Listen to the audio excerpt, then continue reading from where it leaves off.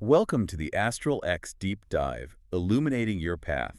I'm Solarian Zephyr, your cosmic And strategist. I'm Lunaria Celine, your intuitive guide. It's wonderful to be here. We are here really to bridge celestial wisdom and unlock your modern path. Today we're doing a deep dive that's quite special. It really is. We're drawing from source material that's specifically tailored for you, a Virgo Sun woman with that fiery Aries rising. Exactly. Our mission, if you will, is to help you discover those guiding starlight insights and really explore the powerful cosmic energies shaping your path in 2025. And it immediately brings up that question, doesn't it? How do these huge planetary movements, these transits, actually shape your story right now, today? Let's get into that. Let's start right at the core, like your unique cosmic blueprint, as the source lays it out. Okay. And what's so interesting is how the source material frames your identity. It calls you the alchemical artisan. The alchemical artisan. Yeah, which beautifully captures that Virgo sun energy, Mm. meticulous, refining, focused on the craft.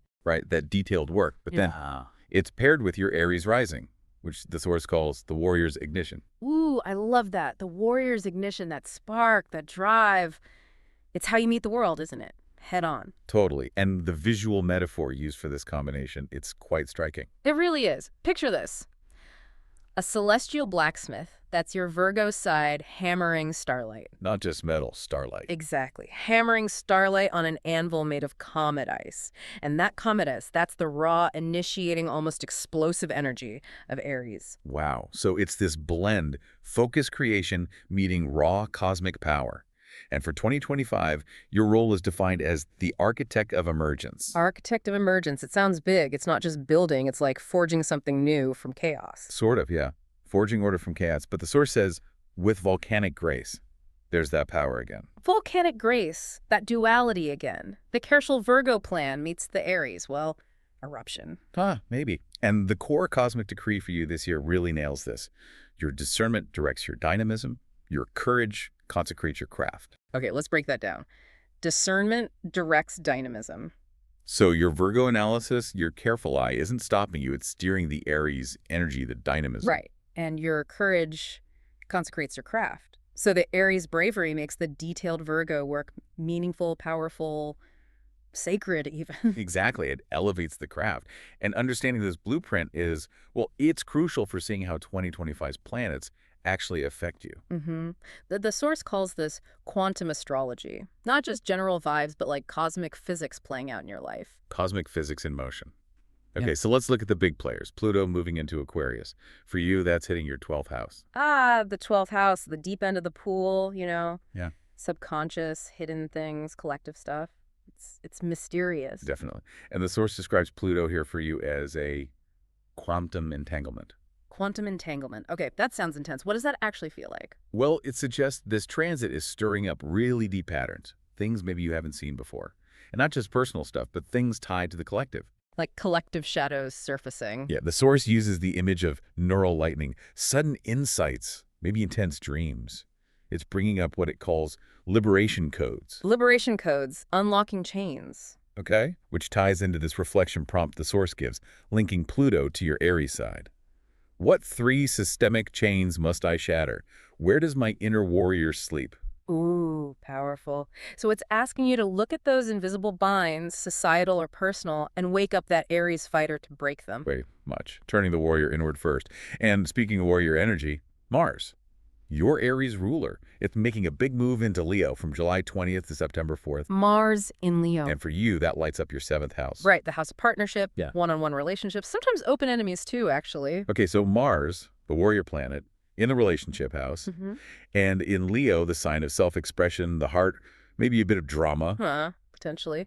The source says your relationships during this time become crucibles for your sovereignty. Crucibles, like intense testing grounds. Exactly. Places where things get heated, refined. Your connections aren't just casual. They're testing your sense of self, your independence, your truth. It forces authenticity. So your relationships kind of hold up a mirror, forcing you to define yourself even within the partnership. And the source asks this key question. Will I fight for allies that Leo need for recognition and connection, or against constraints that Aries pushback instinct? That's the tension, isn't it? Use the energy to build strong bonds or just battle against feeling limited. Needs conscious choice. Definitely. And running alongside all this, there's this ongoing dynamic the source points out between Saturn in Pisces and Uranus in Gemini. Okay, Saturn in Pisces is in your third house, right? Communication, local scene, logic. Yep. And Uranus in Gemini is hitting your ninth house, higher knowledge, philosophy, travel, the big picture stuff. And the source describes this as Saturn's karmic gravity battling Uranus's quantum chaos. Whoa. Karmic gravity versus quantum chaos. Let's unpack that. Okay, so Saturn is structure, limits, lessons, reality checks, right? Grounding. Yeah. In Pisces, in your third work, maybe bringing structure to communication or facing limits locally. Could be. Or confronting fuzzy thinking, perhaps. Bringing discipline to your immediate world, dealing with those karmic patterns and how you think or interact daily. So Saturn's saying, get real, build foundations here. Pretty much. But then you've got Uranus disruption, breakthroughs, freedom, blasting through norms in Gemini in your ninth house. That's hitting your worldview, your beliefs, right? Maybe sudden travel, revolutionary ideas about knowledge. Exactly. Uranus is shouting, question everything, explore new horizons, blow up the old paradigms. Wow, so that's a real push-pull. Structure and tradition close to home versus breakthrough and maybe chaos in your bigger picture thinking. That must feel dynamic. Intense, I'd imagine. And the source emphasizes these aren't just abstract ideas, they resonate in your body. This is somatic astrology. Your body is a cosmic compass. I love that. It makes sense, doesn't it? Yeah. So where might you feel these energies? Well, the source points to Mars, naturally, being your Aries ruler, especially when it's in Aries, like April 30th to June 9th. Okay, Mars in its home sign, what happens then? You might feel these surges like actual physical energy, particularly it says in your skull, very Aries head focus, and your adrenal glands. Fight or flight kicking in. Right, especially during moments of starting something new or needing a quick response. Yeah, initiation or activation moments. And there's a great embodiment exercise for this Mars in Aries time. Oh, practical stuff. Good. Stand barefoot, fists at your hips, like ready. Grounding that fire. Then breathe in, visualizing crimson fire coming through your crown, that Aries activation. Got it. Inhale the fire. Then exhale viridian light, green light from your solar plexus. Connect it to your Virgo center, processing it. Balancing the Aries fire with Virgo integration. Nice. And the key action. As you exhale that green light, stamp your right foot, ground it, and say the affirmation, I act with sacred clarity. Sacred clarity. Merging the drive with the discernment. Love it. It's about guided action, not just impulse. Then there's the Virgo full moon, September 20th. Full moons are peak energy, release points, and Virgo full moon. Activates your digestive nerves in your hands, the source says. Very Virgo areas processing, crafting. So you might feel it there physically, like processing emotions or info. Could be. And the practice suggested is wonderfully Virgo. Needs sourdough bread. Of course. Tactile, grounding, transforming something. Perfect. And as you need, you visualize stress, overthinking, all that mental clutter like chaff falling away from the good grain of the dough. Purifying the system through a simple act. That's beautiful. And then Mercury retrograde, it's in your sign, Virgo, August 23rd to September 15th. Ah, the classic. Communication chaos potential. Yes, but the source notes a physical spot for you. Potential tension in the jaw and neck. Makes sense. Clenching from overanalysis. Neck holding stress between mind and body. That seems to be the idea. And the remedy is, again, super specific. Massage your trapezius muscles. Okay, those upper back neck muscles, they get so tight. With peppermint oil for that clarifying energy. And while you do it, hum the note B flat. Hum B flat. Interesting. Vibration to release tension, maybe? Grounding the throat area? Seems like it, finding these little physical ways to tune in. Now, connecting your personal blueprint to history. The source has this cool section, Historical Synchronicity, Legacy of Blade and Blueprint. Oh, looking at historical figures with this Virgo-Aries blend. Exactly. Seeing your archetype in action, like Agatha Christie, Virgo Sun. The queen of crime. Her plots are so detailed, so precise. That's the Virgo. Totally. Forensic precision. But then, the daring narrative twists, the unexpected reveals, that's the Aries edge keeping you guessing. Good point. And then Marie Curie. Maybe more Aries energy driving her, that pioneering spirit. Yeah, but married to rigorous Virgoan methodology, meticulous research, even with something as wild and dangerous as radioactivity. Radioactive rebellion, the source calls it. Love that phrase. And Florence Nightingale, another Virgo sun. Right? Not just caring, but revolutionizing healthcare. Bringing Virgo order, systems, stats to the Aries battlefield urgency. Yeah. That immediate need to act, to save lives. Wow. They really show how analysis and action can fuse for major impact. And your 2025 mantra drawn from them. Like Curie, I transmute knowledge. Like Nightingale, I strategize compassion. Using intellect to transform understanding and drive to build caring systems, powerful. So how do you actually work with these energies? The source gives interactive elements, rituals, and reflection. Making it tangible, good. Like for the Aries new moon, April 8th, prime time for intentions. There's a ritual blueprint. Okay, what's involved? You carve a battle cry, your core intention onto red paper. Aries color. Got it. Burn Okay. it with dragon's blood resin. Oh, dragon's blood. Power, courage, purification. Classic ritual move. Yeah, transforming intention from physical to energetic. Then you scatter the ashes at a crossroads at dawn, liminal space, new beginnings. And state your intention. Yep, my path ignites my purpose, a real commitment. That feels potent. Taking an idea and really grounding it, then releasing it with power. Reflection prompts are key too, like this one. Perfect for the Virgo Aries tension. Right. Where does my critic disarm my courage? What imperfect first step terrifies me? Oof. Right to the heart of it. That Virgo perfectionist critic shutting down the Aries impulse to just start. Exactly. Naming the fear, the resistance to imperfection. And then there's another embodiment practice too called forge breath. Forge breath, like the blacksmith metaphor. Seems like it. You inhale through the nose, slow, 4 counts. Virgo focus, gathering energy. Okay, then the exhale. Forceful. Through the teeth with a TSH sound for 6 counts. TSH, like releasing pressure, the Aries burst. Feels like it. And while you do that TSH exhale, you rhythmically clench and release your fists. Integrating the focus and the force. Virgo inhale, Aries exhale with action. Got it. Seeing this archetype in culture also helps, right? Yeah. The source looks at cultural resonance, your archetype in art. Yeah, it makes it more relatable. What examples do they give? In film, think Mad Max meets Hogwarts. Huh. Okay, so Hermione Granger's meticulous brain, the Virgo precision and knowledge. Paired with Furios's raw, fierce survival instinct and warrior energy. The Aries ferocity. Okay, I see it. The strategist warrior. Nice. What about music? Think Tori Amos's Cornflake Girl.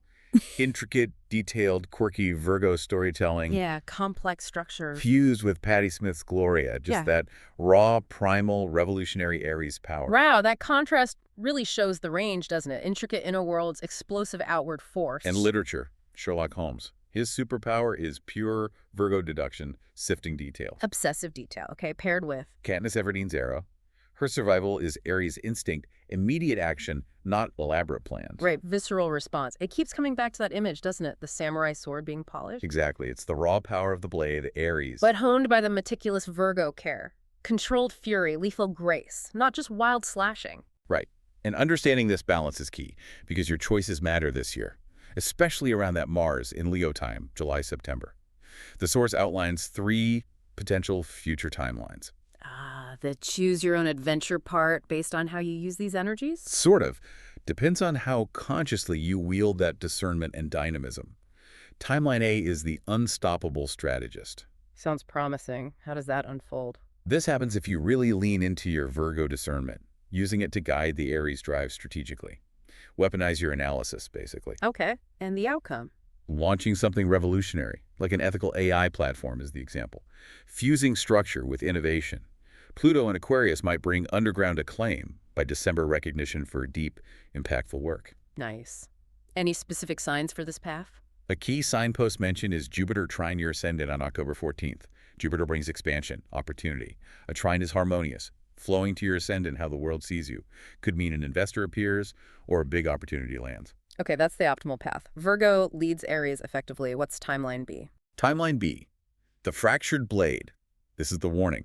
It happens if you ditch the Virgo precision for Aries haste.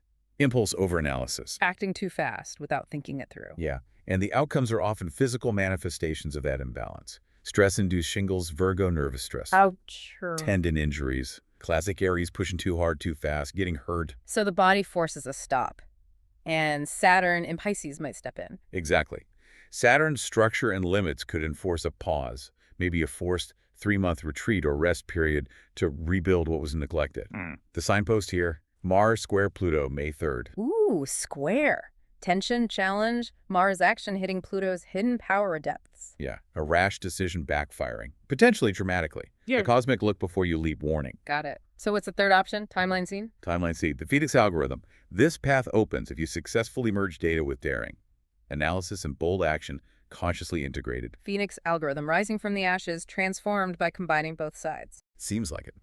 The outcome predicted is publishing a genre-defying manifesto, something revolutionary that blends deep thought with bold ideas. Wow. How does that happen? Uranus in Gemini is the trigger here. Viral disruption. Uranus loves shaking things up, and in Gemini communication, in your ninth philosophy, your work could spread fast, challenging norms, redefining sacred science. A real breakthrough that catches fire. Any signposts for this one? The solar eclipse in Libra, October 2nd. Eclipses signal fated shifts. Libra's partnerships, balance. This could mean a new beginning where maybe a rival becomes an ally, or a key partnership forms to fuel this big work. Three very different outcomes from the same core energy. It really comes down to choice, doesn't it? Absolutely. And as we wrap up our journey today, the source leaves you with this really potent epilogue. It poses the central challenge for 2025. Which is? It asks you, point blank, will you bury your sword in soil, just sticking to the grounded, detailed, maybe overly cautious Virgo side, or raise it to storm the heavens, going full Aries charge, maybe recklessly? It's finding that synthesis, right? Not just one or the other. Exactly. It brings back that warrior artisan image. Her chisel isn't just for quiet carving. Wielded with purpose, its sparks can birth galaxies. So the question becomes, what universe are you going to forge this year? And that final guiding truth from the source. Fire tempers steel. Analysis directs force. You are both the anvil and the wildfire. You have both strengths within you, the structure and the spark. As our cosmic journey concludes for today, dive deeper into your unique path. You can request your email audio reading now. Just find the link in the description below this deep dive. And explore all the episode resources and links there too. All the details are waiting for you there. Ignite. Think. Become. Subscribe for more Starlight Insights. Thank you so much for joining us.